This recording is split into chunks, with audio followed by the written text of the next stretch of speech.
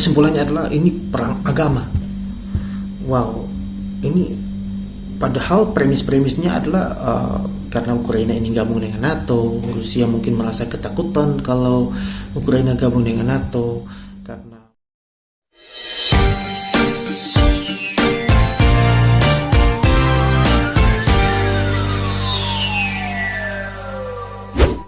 ketemu lagi dengan Taufan Bars dalam Sapotong Lalepak Omong. Kali ini beta akan bahas terkait hal yang sedang viral, marak diperbincangkan di berbagai media, yaitu tentu saja perang antara Rusia dan Ukraina, lebih tepatnya invasi militer Rusia terhadap Ukraina.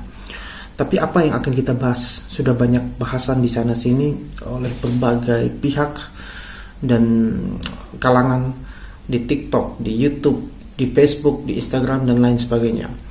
Untuk kali ini beta akan bahas terkait berbagai, mungkin tidak semua, tetapi beberapa argumen yang mencuat, yang nampaknya begitu kuat selalu muncul di media sosial dan cukup dipakai oleh berbagai kalangan.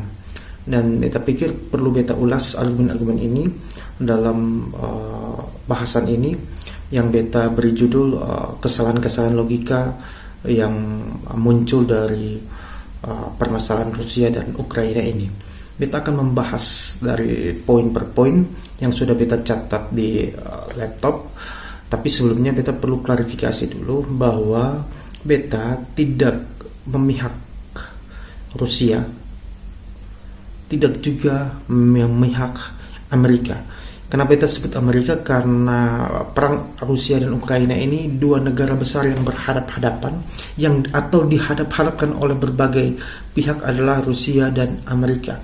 Makanya beta perlu klarifikasi bahwa baik Rusia maupun Amerika, beta tidak memihak keduanya dan tidak ada untungnya, dan beta juga tidak mau memihak siapa-siapa. Tapi kalau misalnya Anda bertanya apakah beta memihak Ukraina, yap. Memihak Ukraina tidak berimplikasi memihak Amerika. Sebentar beta akan jelaskan lebih lanjut. Oke, ini klarifikasi yang perlu teman-teman ketahui. Beta akan bahas beberapa poin. Kita akan bahas dari poin yang pertama. Oke, yang pertama, Rusia tidak salah karena Ukraina mau bergabung dengan NATO. Oke, argumen ini memang paling sering muncul. Kalau di TikTok beta scroll komentar-komentar, paling banyak mengatakan yaitu akibatnya si presiden Ukraina itu, si pelawak itu ingin bergabung dengan NATO, ya maka Rusia marah. Coba kalau dia jangan gabung, ya Rusia tidak melakukan invasi. Jadi ini salah dia. Ini argumen-argumen yang sebenarnya cacat, argumen yang sangat pincang. Karena kalau kita lihat mau Ukraina gabung atau tidak dengan NATO, Rusia sama sekali tidak berhak untuk mengatur-ngatur, apalagi melakukan invasi militer terhadap Ukraina. Loh, kenapa tidak bisa? Beta analogikan gini, misalnya beta dan tetangga beta punya toko di rumah, ada toko besar. Kemudian tetangga juga ingin buat toko tertentu, toko yang kurang lebih jenisnya sama dengan toko beta.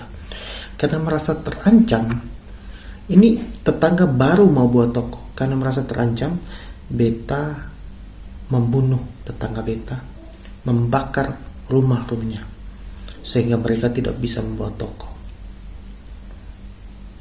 Apakah ini relevan?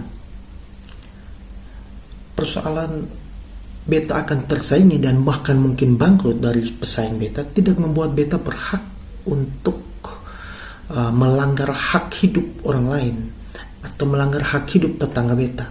Demikian juga apa yang dilakukan Rusia, terlepas dari persaingan antara dia dan Amerika, itu mengancam kedaulatan negaranya, mengancam negaranya, tidak membuat dia berhak untuk melakukan invasi militer terhadap Ukraina. Apapun alasannya, Rusia tetap tidak boleh melakukan hal itu. Itu jelas perilaku yang buruk dan jahat, sangat jahat malahan. Jadi clear ya, apapun alasannya, dan argumen-argumen ini tidak bisa dipakai untuk hal yang terlalu besar seperti ini. Ini Rusia melakukan hal yang di luar dari kewenangannya. Dia tidak punya kewenangan apa-apa terhadap Ukraina, karena Ukraina itu negara merdeka, negara yang tidak dibawa pemerintah manapun termasuk Rusia. Dia bebas menentukan nasibnya sendiri, mau gabung dengan NATO atau tidak, itu urusan dia, itu kedaulatan negaranya. Rusia tidak berhak mencampurinya.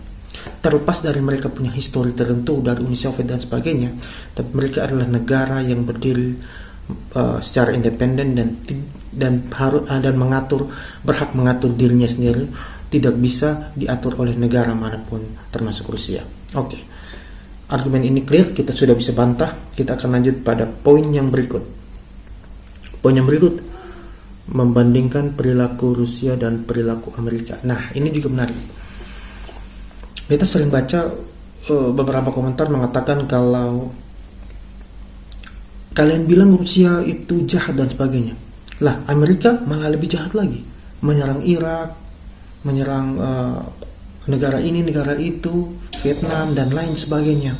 Bahkan mungkin lebih jahat lagi. Beta pikir, nampaknya beta setuju bahwa mungkin nampaknya Amerika lebih jahat lagi.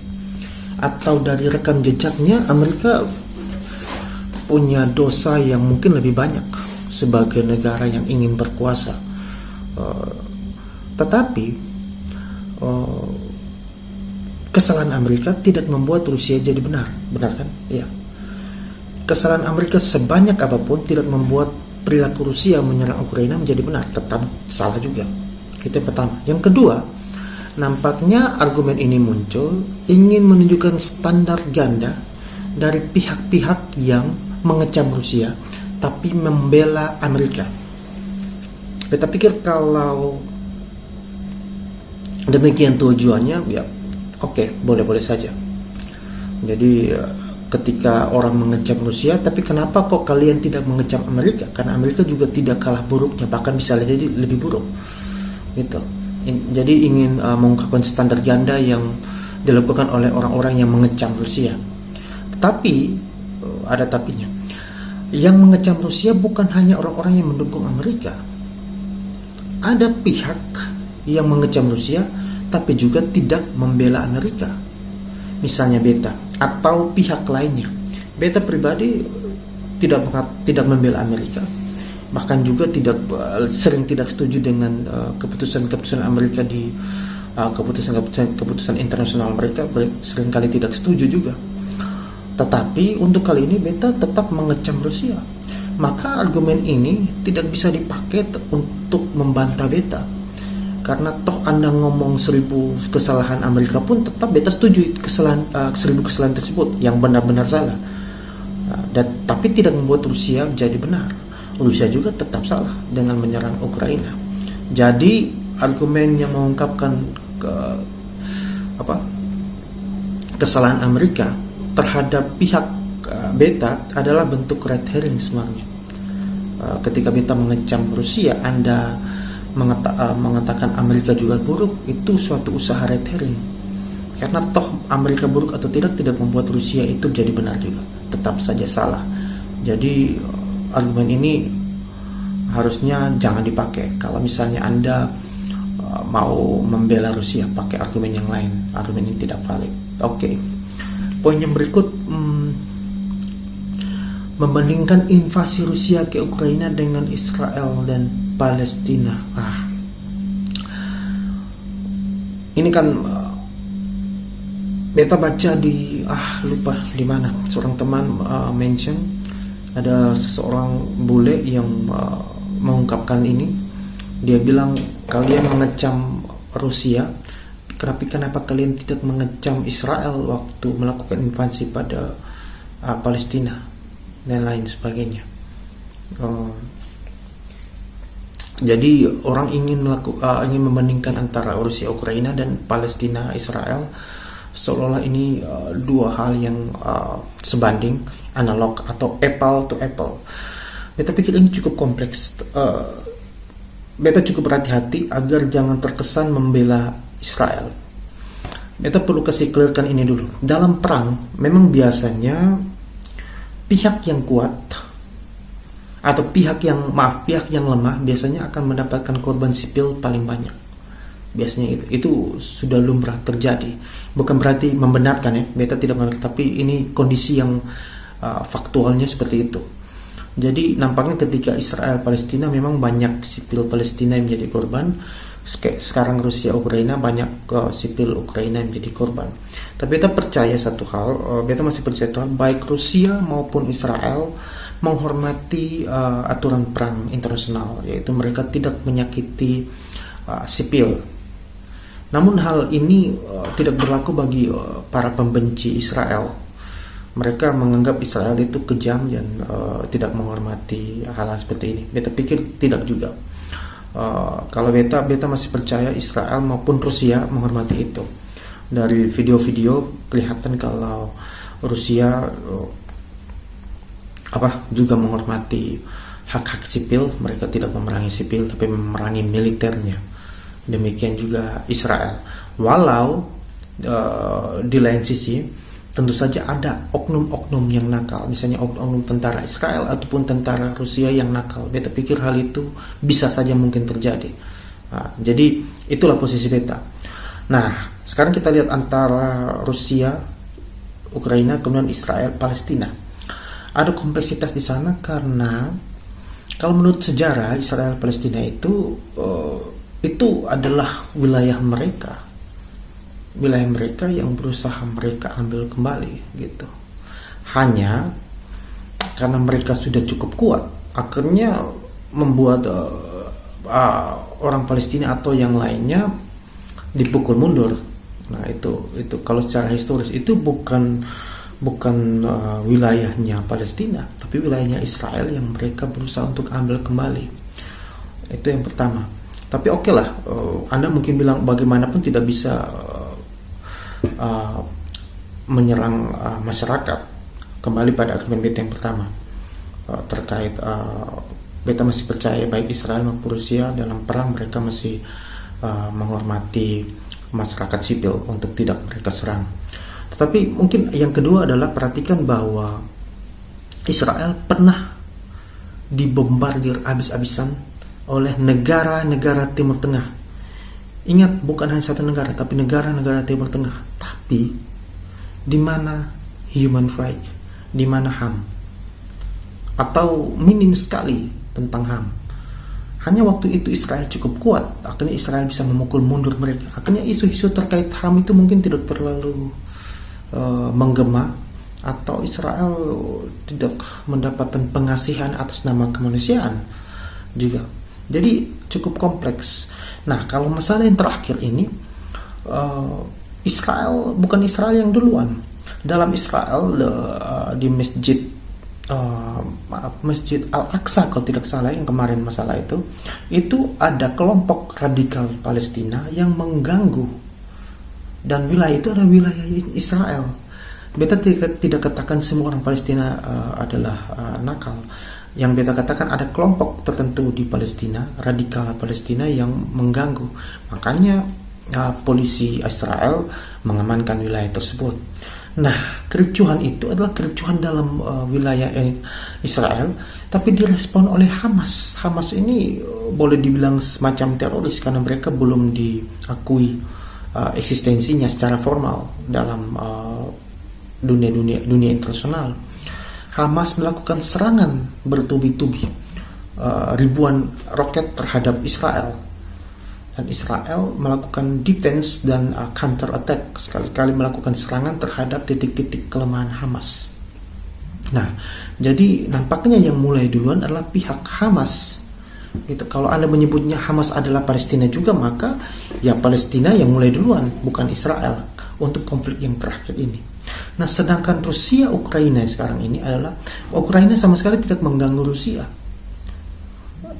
Terlepas dari ketakutan Rusia atas bergabungnya Ukraina dengan NATO, seperti argumen beta yang pertama di poin, tetap saja tidak membuat Rusia boleh menyerang Ukraina. Ini Ukraina dalam keadaan diam, tidak berbuat apa-apa. Tiba-tiba Rusia melakukan invasi militer terhadap Ukraina. Ini fatal adalah suatu kesalahan yang tidak dapat dibela, tidak dapat dibenarkan oleh siapapun dengan argumen apapun. Gitu. Kalau Israel Palestina ada kompleksitas sana yang kita masih bisa berdebat panjang lebar.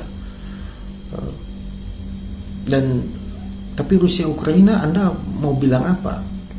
Itu jelas di sana bahwa Rusia salah. Oke, dan ketika kita bicara human right, ya jelas Rusia melakukan serangan dan sipil Ukraina menjadi korban akibat dari peperangan tersebut, baik secara langsung maupun tidak langsung. Jadi hati-hati dalam membandingkan Rusia Ukraina dan Israel Palestina. Bisa jadi tidak apple to apple. Anda harus mempunyai argumen yang cukup baik sehingga kompleksitas antara dua hal ini bisa dibandingkan dengan porsi yang pas gitu. Ini perlu dilihat baik-baik gitu. Kemudian yang berikut, poin yang berikut, beta bahas tentang netizen Indonesia mengumumkan dengan agama. Ini begini, kalau dalam argumen kita sebut sebagai kesimpulan yang diambil terlalu jauh atau bukan keharusan dari premis-premisnya. Premis-premisnya bilang apa, kesimpulannya lain sama sekali, melompat terlalu jauh. Ini misalnya kesimpulannya adalah ini perang agama. Wow, ini padahal premis-premisnya adalah karena Ukraina ini gabung dengan NATO, Rusia mungkin merasa ketakutan kalau Ukraina gabung dengan NATO karena wilayahnya bisa terancam, kedaulatan negaranya mungkin bisa terancam oleh NATO, Amerika dan negara-negara sekutu dan lain sebagainya. Tapi kemudian kesimpulannya adalah ini adalah perang agama atau ini terkait agama. Wow, ini argumen yang kesimpulan bukan keharusan dari premis-premisnya. Jadi tentu saja tidak valid. Beta tidak katakan bahwa kemungkinan itu tidak ada. Beta tidak katakan demikian, tetapi lompatan kesimpulan terlalu jauh.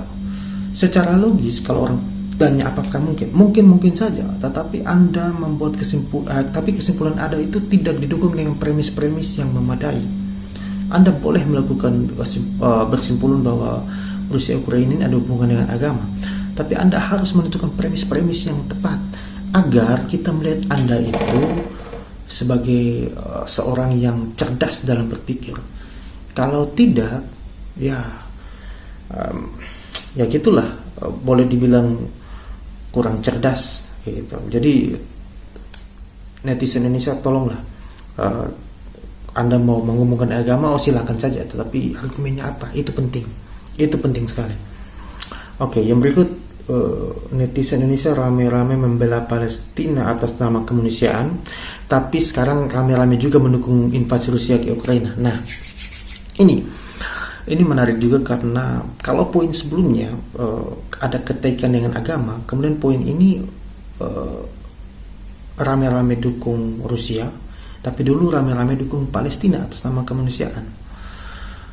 Kalau misalnya ini dikaitkan dengan ada hubungannya dengan agama, apakah poin ini cukup kuat untuk kita lihat alur logisnya?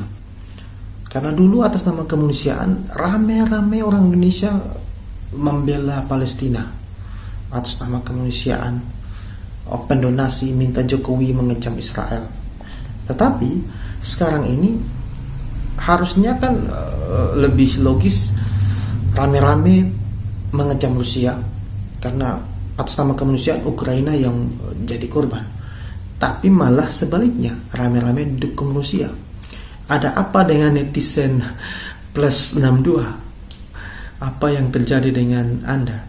Kalau misalnya Anda sekalian yang banyak itu yang dulu berteriak demi Palestina, Anda juga yang sekarang berteriak hura untuk Rusia, beta cukup kaget setengah mati karena entah apa yang ada dalam pikiran Anda. Apakah ini karena poin-poin terkait dengan agama yang ada di kepala Anda, atau apa? Beta pikir Anda perlu memperbaiki cara berpikir Anda. Ini jelas-jelas standar Anda. Kalau dulu Anda berteriak demi kemanusiaan, apakah Ukraina tidak berhak mendapatkan perilaku manusiawi? Apakah sipil Ukraina itu bukan manusia? Apakah mereka tidak berhak mendapatkan rasa kemanusiaan Anda sekalian? Nah, ini yang penting untuk direnungkan bagi sebagian netizen plus 62 ya. Ya, jadi beta kadang-kadang cukup semacam malu lah. Kita sepertinya mengalami keterbelakangan dalam berpikir gitu. Di tengah-tengah kemajuan teknologi dan komunikasi yang demikian cepat dan pesat ini, malah kemampuan berpikir kita, khususnya teman-teman sebagian netizen Indonesia ini, kok masih di zaman batu lah. Dan itu sangat disayangkan. Kita malu karena orang di luar sana melihat Indonesia ini sangat mudah diprovokasi. Kita sering ketika informasi masuk, kita sering mengalami disinformasi. Kita sering menelan hoax dengan begitu mudahnya, hanya karena embel-embel atau hal-hal yang kita kaitkan dengan agama, dan membuat kita menjadi bodoh. Dan sangat disayangkan. Oke, beta pikir cukup demikian yang ingin beta sampaikan. Kalau teman-teman ingin beta membahas argumen-argumen lainnya terkait ini, silakan berkomentar di kolom komentar ini. Maupun ada yang ingin membantah karena tidak setuju, ya silakan saja, tidak apa-apa. Tapi silakan kemukakan argumen. Jangan melakukan bulian, ad hominem dan lain sebagainya. Itu tidak penting. Kalau misalnya teman-teman punya bantahan yang beta anggap pantas atau menarik untuk ditanggapi, akan beta tanggapi. Nah, jadi demikian dari beta. Semoga berguna bagi kita semua dan memberi edukasi bagi netizen Indonesia, sehingga kita masih lebih objektif. Kalau misalnya ada hal-hal yang kurang atau salah, silakan koreksi beta. Beta siap memperbaiki. Kalau misalnya argumen-argumen beta tidak valid, ya beta pikir beta harus memperbaikinya. Kira demikian. Sampai ketemu di sepotong lalepak selanjutnya. Salam.